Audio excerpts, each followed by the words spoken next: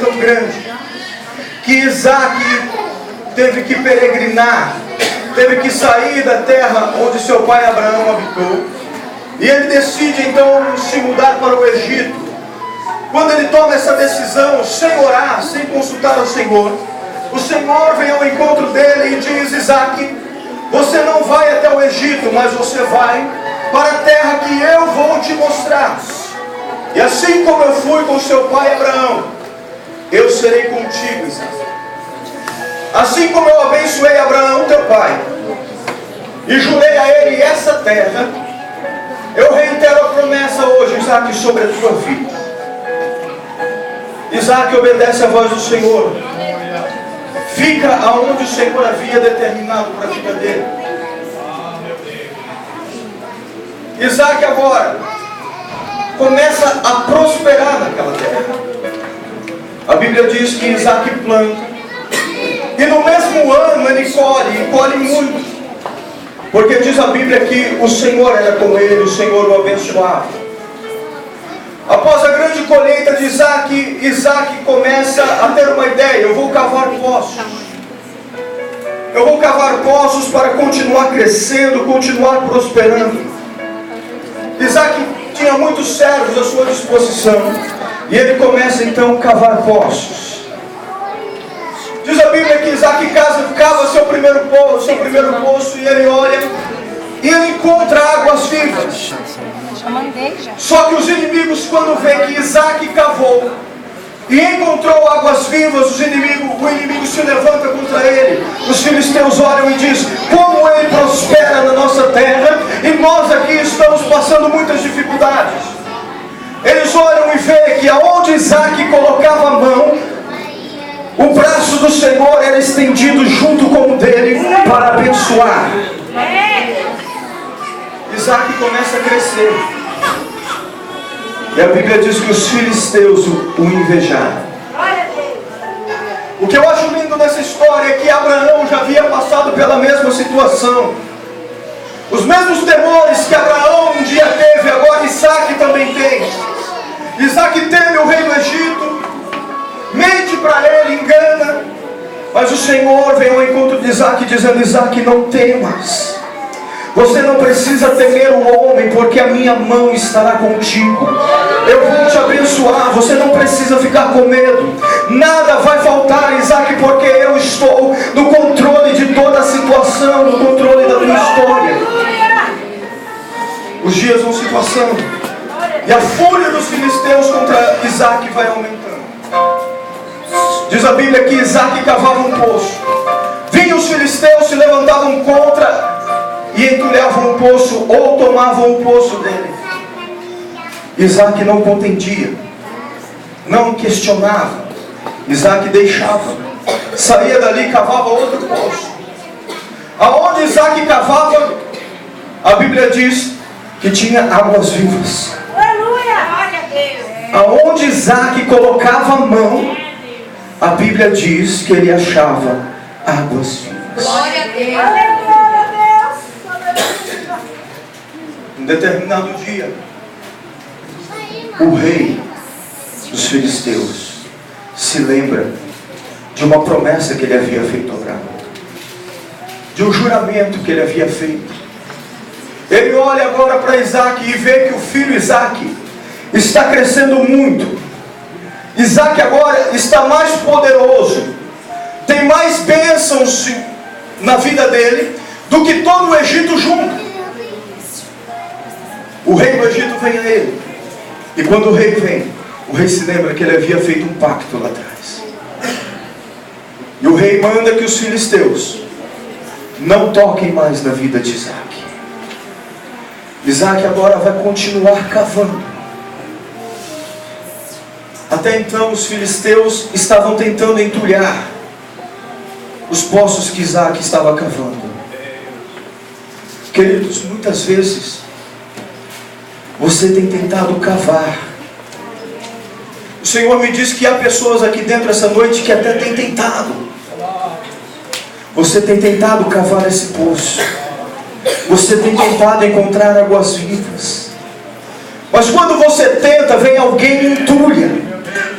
Coloca um caminho, tentam tapar o seu poço para que você não alcance aquilo que Deus tem para a tua vida. Mas o Senhor manda te dizer essa noite que tu és Isaac.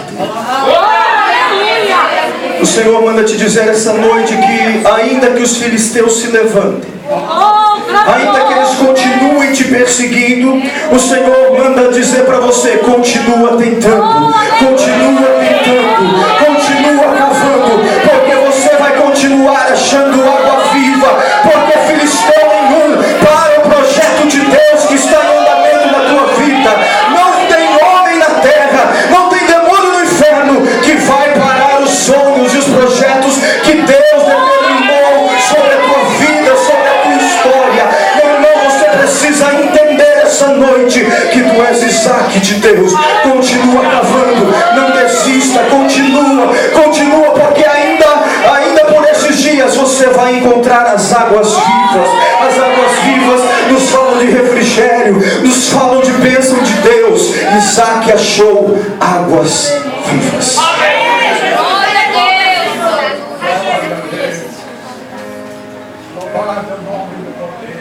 Isaac encontra águas vivas. Eu acho lindo, porque um determinado dia Jesus estava com os discípulos fazendo a obra. E Jesus conversa com eles e diz: vai comprar comida na cidade. Eu preciso ir a Samaria. É necessário eu passar por essa cidade. Jesus estava fazendo obra. Ele interrompe um pouco, fala: espera um pouquinho. Diz aos discípulos: vai à cidade comprar comida. E depois vocês se dirijam a Samaria. Diz a Bíblia que Jesus, ele vai até Samaria. Ali em Samaria, ele se assenta perto de um poço. E ele fica ali esperando. Fica ali esperando, sozinho. Quando ele vê uma mulher se aproximando, aquela mulher chega com seu cântaro para retirar água daquele poço. Quando ela chega para retirar água, Jesus não dirige nenhuma palavra com ela. Ele fica em silêncio. Ela desce o seu cântaro até aquele poço e começa a retirar água dali. Quando ela retira a água do poço, Jesus olha para ela e diz: mulher, dai-me de beber. Ela estranha aquilo porque quando ela olha para Jesus, ela vê que Jesus era judeu. Ela acha aquele pedido muito estranho. E ela questiona a Jesus. E diz para ele: como sendo tu judeu, pede de beber a mim, que sou mulher samaritana? Nessa época, queridos, havia uma rivalidade muito grande entre judeus e samaritanos. Eu acho lindo é que quando Jesus vem falar com ela, ela está com esse tabu e com esse preconceito. Ela vem dizendo para ele: tu és judeu, por que está falando comigo?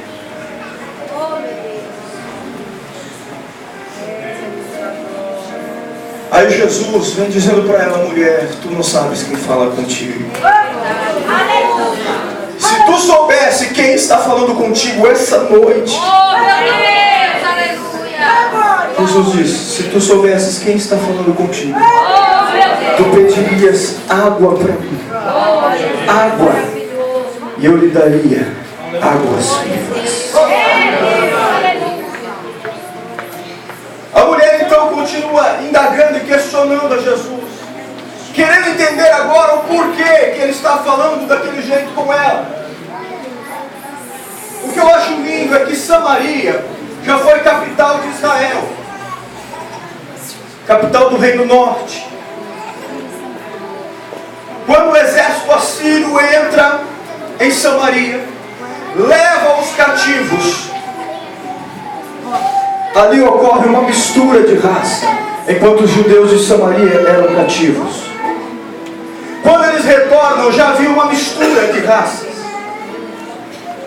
E os judeus, vendo aquela mistura, não concordam com aquilo e começam a perseguir então, e a menosprezar os samaritanos, a dizer que eles não valiam mais nada, que eles eram como os gentios. E Jesus vem quebrando todos esses protocolos. Um judeu não dirigia a palavra ao samaritano porque se achava superior. Quanto mais a uma mulher. Só que Jesus vem falando com essa mulher. Jesus vai dizendo para ela: se tu conheceras quem fala contigo, você me pediria e eu te daria água viva. A mulher ainda não entende o que Jesus está dizendo. Ela diz: Senhor, mas o Senhor não tem como pegar água do poço. Como o Senhor pode dizer que vai me dar água viva? Como o Senhor pode dizer que vai saciar a minha sede?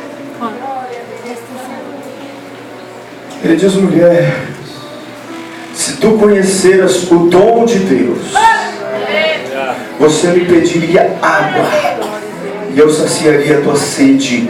E essa água que eu te der, ela jorrará para a vida eterna. Jesus estava dizendo: essa água que eu te der, ela não vai cessar. Essa água que eu te der, ela vai saciar totalmente a tua sede. A mulher ainda não entende. Quando os discípulos chegam, olham, também não entende o que está acontecendo.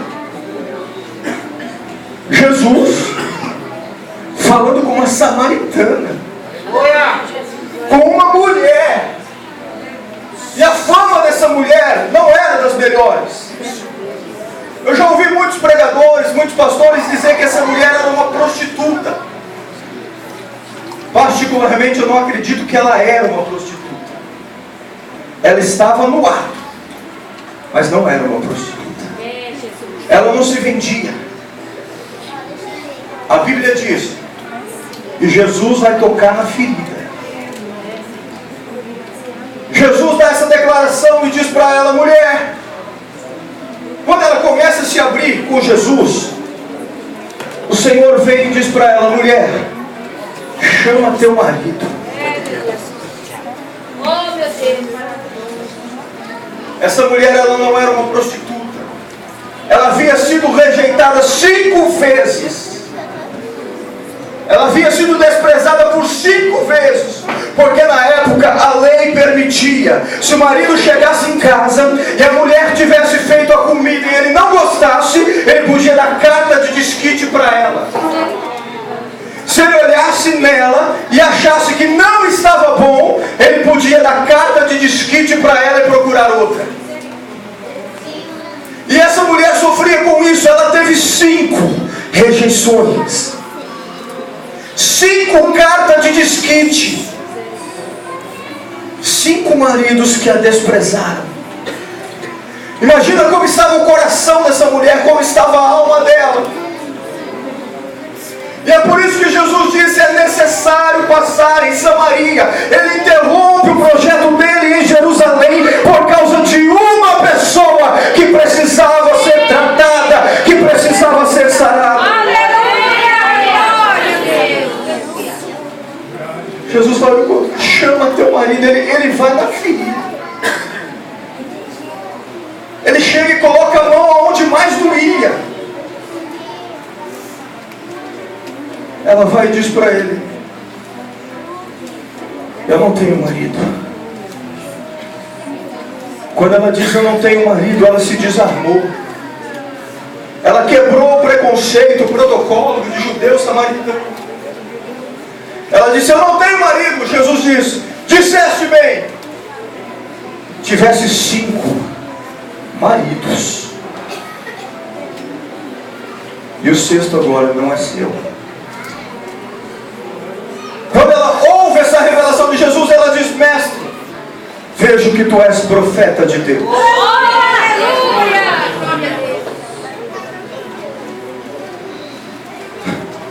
Aí Jesus vai tratando com ela. Quando ela diz para Jesus: eu vejo que tu és profeta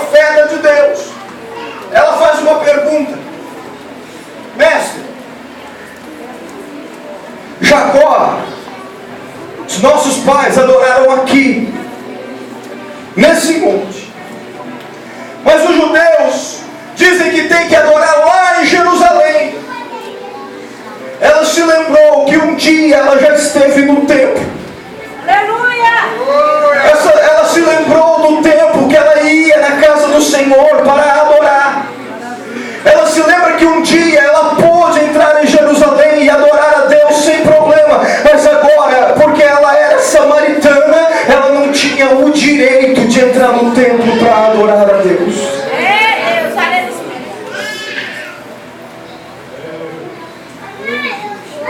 A alma dessa mulher precisava ser tratada, precisava ser sarada. Aleluia! Glória a Deus! Jesus vai dizendo para ela: mulher, vai chegar uma hora. E Jesus reitera: e já chegou. Aleluia! Em que não vai se adorar nem em Jerusalém, nem aqui no monte de Samaria. Mas em que os adoradores vão se manifestar. E é os verdadeiros, e eles adorarão a Deus em espírito e em verdade. Jesus estava dizendo para ela: mulher, eu vim tirar todo esse protocolo, todo esse tipo de separação. Eu quero pregar a unidade. Jesus estava dizendo: eu estou montando uma igreja sem distinção de judeu, de grego, sem distinção nenhuma, porque eu quero procurar na terra os verdadeiros adoradores, e aqueles que se dispuserem a adorar, eu vou levantar na terra. Aqueles que forem adorador vão adorar em qualquer lugar, vão adorar no trabalho, eles vão adorar na igreja, eles vão adorar andando, eles vão adorar na faculdade, mas eles não cessarão de adorar.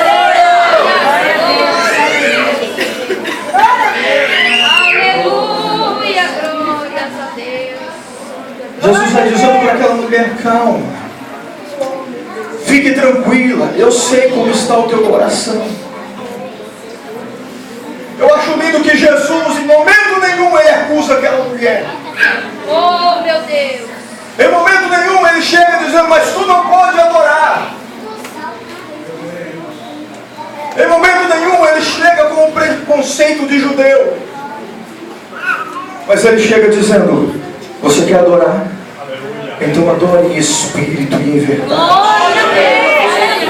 Adore com sinceridade. Oh, meu Deus! Aleluia!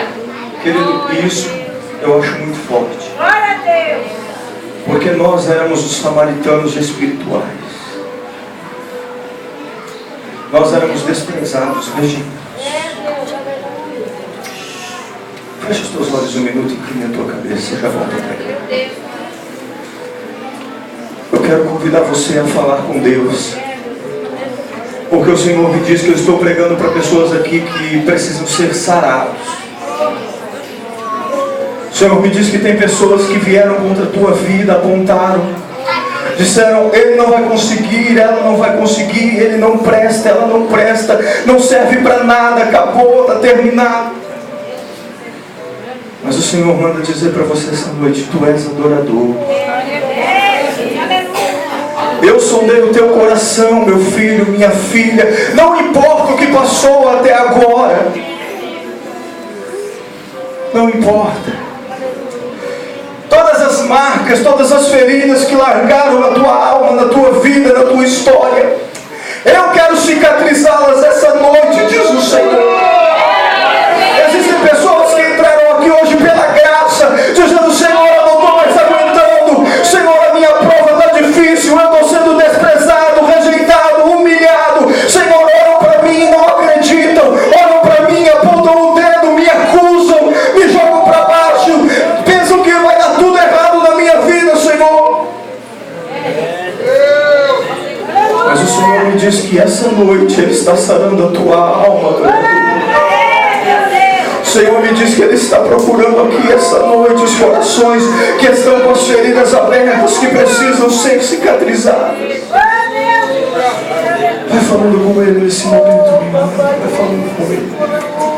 Vai dizendo: Senhor, venha curar a minha alma, venha curar, venha cicatrizar.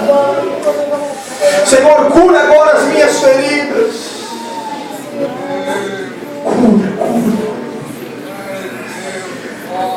Feche os teus olhos, fala comigo. Espírito de Deus, Senhor, aqui tem adoradores, Pai. Aqui tem pessoas que precisam ser saradas. Senhor, nesse momento eu peço, comece a tocar nessas pessoas com Teu Espírito Santo. Comece a sará-las nesse momento. Senhor, os sonhos, os projetos que estavam enterrados, Senhor. Os sonhos e os projetos que tentaram colocar, Senhor, um ponto final dizendo que não vai dar certo. As humilhações, Senhor. As humilhações que foram ditas, as palavras malditas. Senhor, começa agora a liberar perdão. Começa a remover as cicatrizes, Senhor, cicatrizar as feridas. Senhor, começa a curar nesse momento, vai sarando. Sara as dores desses servos do Senhor que aqui estão. Seja tocado por Ele. Seja tocado pelo Senhor essa noite. Seja tocado, seja tocado. Deixa o Senhor sanar a tua alma.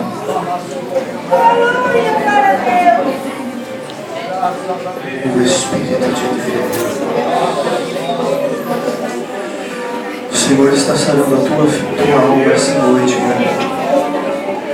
O Senhor manda te dizer essa noite, você precisa liberar perdão. Senhor, mas me acusaram, falaram contra mim. O Senhor está dizendo, sem perdão não tem vitória. A palavra para a tua vitória chegar é perdão, libera. Libera perdão sobre teus inimigos, sobre aqueles que te acusam, sobre aqueles que te perseguem.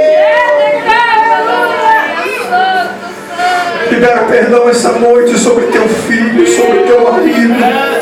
Libera perdão essa noite sobre a tua casa. Libera perdão hoje sobre teus inimigos.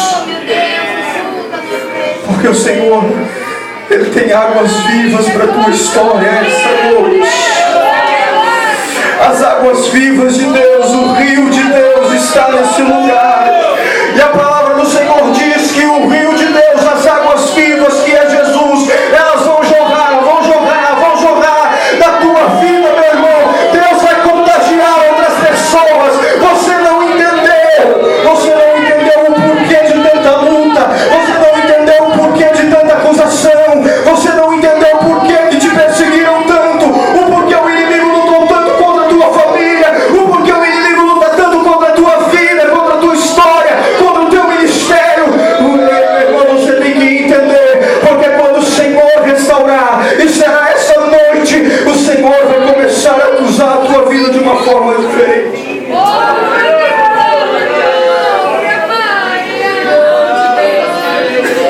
Olha para